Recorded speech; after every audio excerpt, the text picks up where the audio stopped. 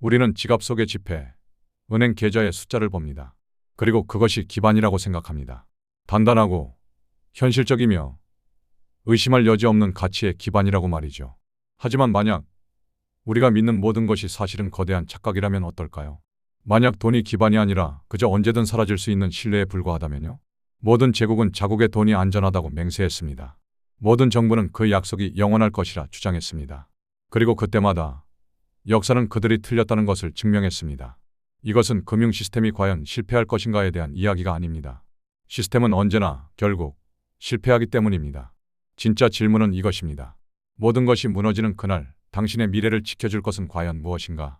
역사는 그 답을 알고 있습니다. 붕괴의 잿더미 속에서 살아남은 자들의 흔적 속에 그 비밀이 숨겨져 있기 때문입니다.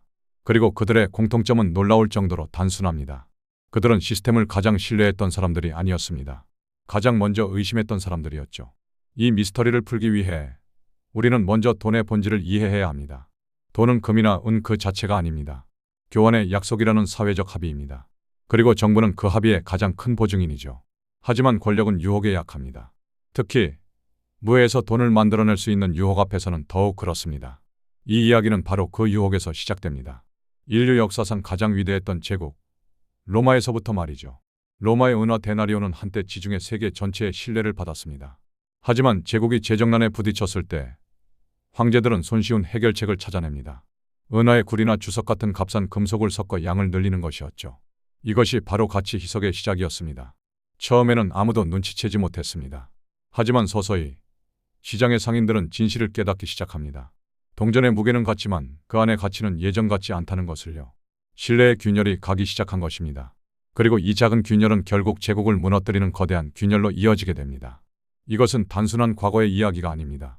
거의 모든 금융 붕괴의 원형이자 앞으로 우리가 살펴볼 모든 비극의 시작점입니다. 로마의 실수는 1000년 후 비잔틴 제국에서 금화 솔리도스를 통해 그대로 반복되었습니다.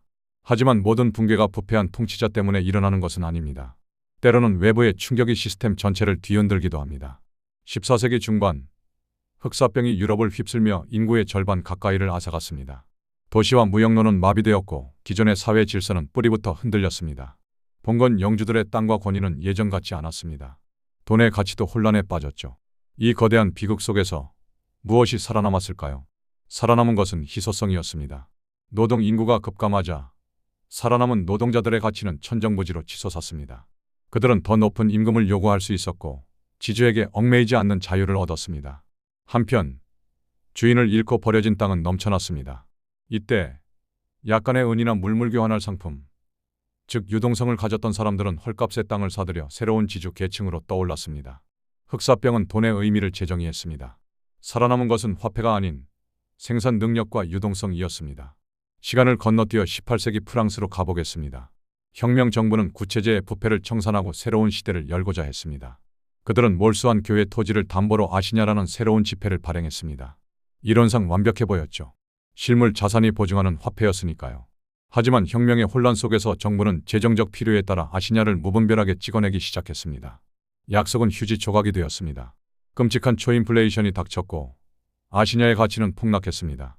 파리의 시민들은 빵 한 조각을 사기 위해 수레에 지폐를 싣고 가야 했습니다. 이 붕괴의 승자는 누구였을까요? 애국심으로 아시냐를 모았던 사람들이 아니었습니다. 정부가 인쇄할 수 없는 것, 즉 실물 자산 식량, 금, 부동산 을 손에 쥔 농부와 상인들이었습니다. 이것이 먼 과거의 이야기처럼 들리시나요? 2019년 레바논을 보십시오.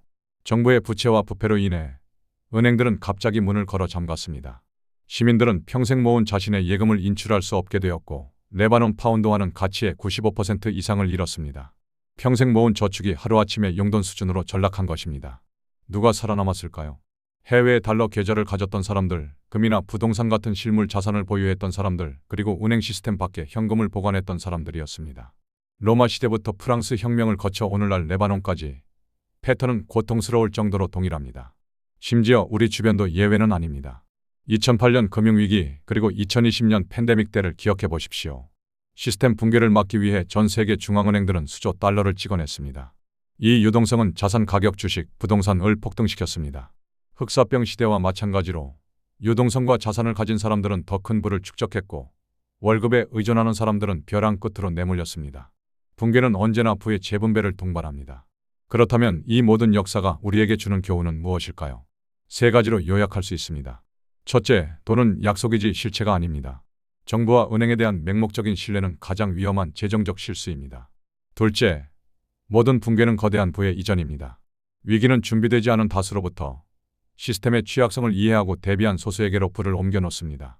셋째, 진짜 가치는 인쇄할 수 없는 것에 있습니다. 그것은 금이나 부동산 같은 실물 자산일 수도 있고 흑사병 시대의 노동자나 프랑스 혁명 시대의 농부처럼 다른 사람들이 필요로 하는 것을 제공할 수 있는 생산적인 기술일 수도 있습니다. 역사는 우리에게 경고합니다. 붕괴는 비극이자 기회라고 말이죠. 문제는 모든 것이 무너지느냐 마느냐가 아닙니다. 언제나 그래왔듯이 결국 무너질 것이기 때문입니다. 진짜 문제는 그날이 왔을 때 당신의 손에 남는 것이 덧없는 약속일지 아니면 실질적인 가치일지 바로 그것입니다. 이러한 역사의 패턴을 이해하는 것이 우리의 미래를 준비하는 데 중요하다고 생각하신다면 저희 채널을 구독하고 더 깊은 통찰을 함께 탐구해 주십시오. 역사는 답을 알고 있습니다.